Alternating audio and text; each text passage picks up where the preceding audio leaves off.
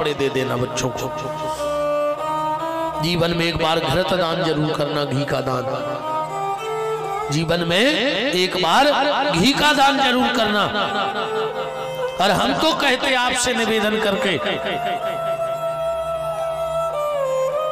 जिस दिन तुम्हारे बेटा या बेटी का जन्मदिन हो, एक पाव घी भगवान के मंदिर में दे आना। गांव के एक पाव घी भगवान के मंदिर में दे आना।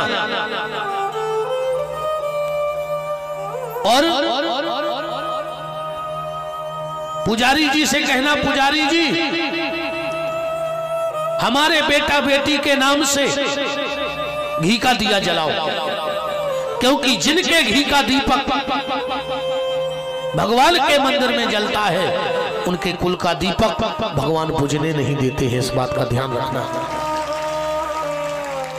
उनके कुल का दीपक भगवान बुझने नहीं देते हैं।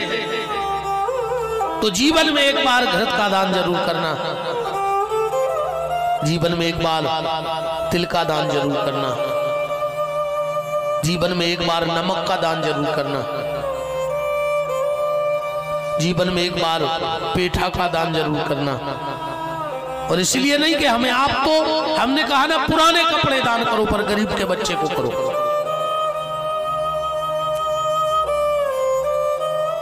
तो ब्राह्मण की आदत थी,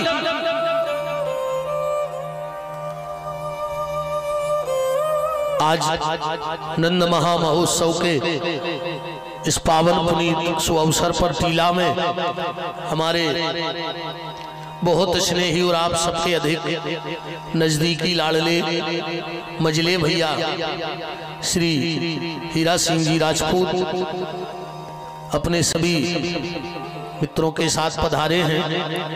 पप्पू भैया, उसकेले जी और सभी हमारे राय साहब, सभी लोग, सबका खूब खूब मान है भगवान की मंगलमयी कथा में। विराजिएगा।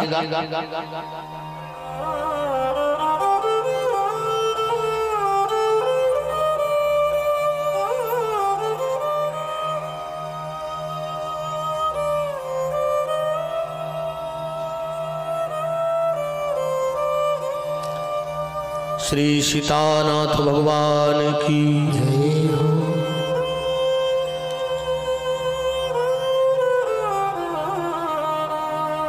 तो दान दिए बिन सोना नहीं, वो दान दे के फिर कभी रोना नहीं। दान दिए बिन सोना नहीं और दान दे के फिर कभी रोना नहीं। आपने वो चर्चा सुनी होगी रहीम खान खाना की।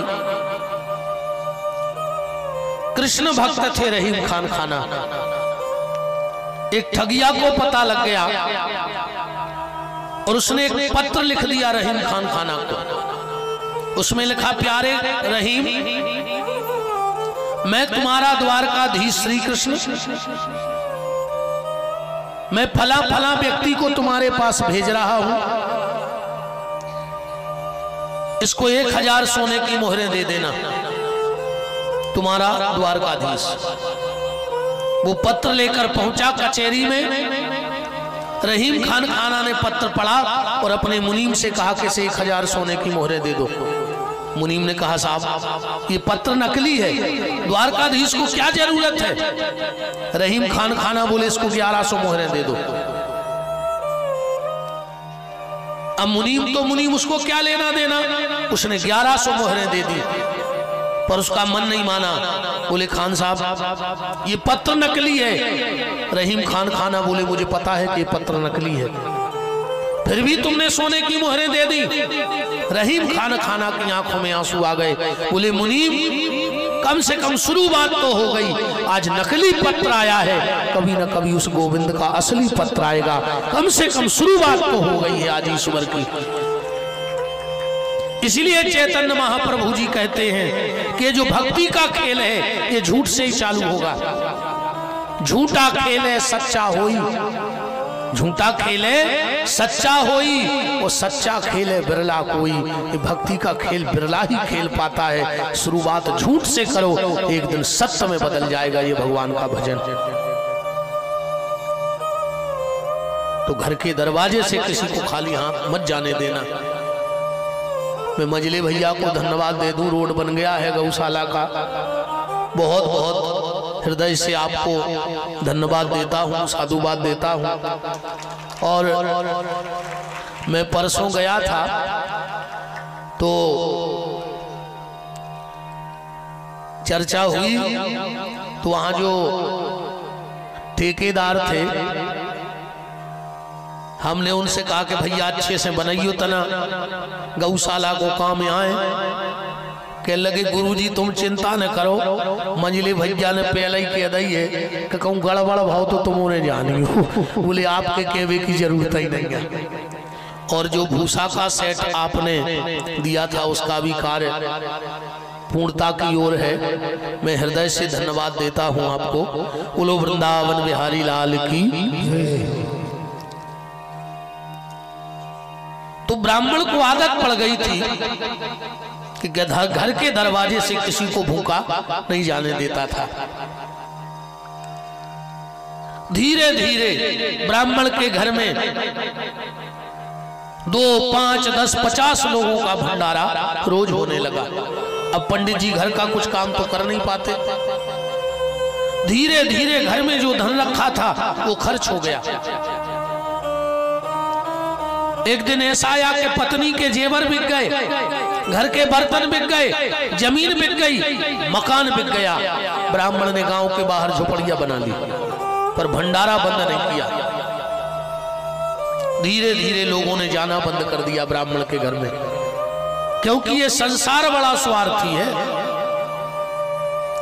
इस संसार की हालत ऐसी है जैसे गन्ने का ठेला जो लगाता है और जब वो बाजार जाता है तो उस गन्ने पे गीलो फट्टा करके डालत है, अगरबत्ती लगात है, पांव पड़त है, और जैसे ही गन्ना चखरी में डालो, रस निकाल के बेच दो, चांचरो तो ही रोड पे फेंक के आ जात, फिर पलट के नहीं देखत के वो चांचरो कहाँ पड़ो है। ऐसे ही ये संसार की हालत है।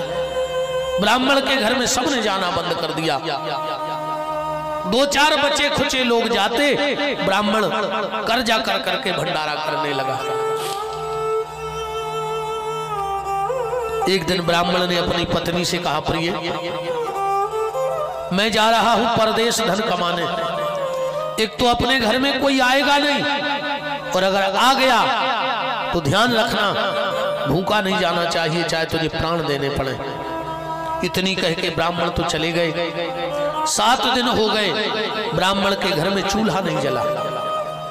ब्राह्मणी सुबह उठती है, स्नान करती है, स्नान करके घर के दरवाजे बैठ जाती है कि मेरे घर कोई भोजन करने आएगा, जबकि खुद ने 7 दिन से अन्न का दाना नहीं खाया है।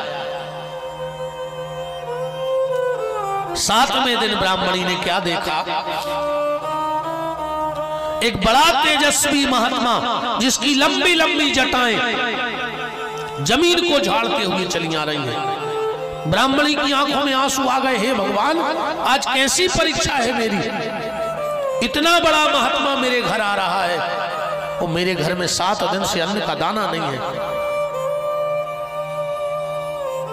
ब्राह्मणी ने एक क्षण में निश्चय कर लिया, मर जाऊंगी पर इस ब्राह्मण को भूखा नहीं जाने दूंगी।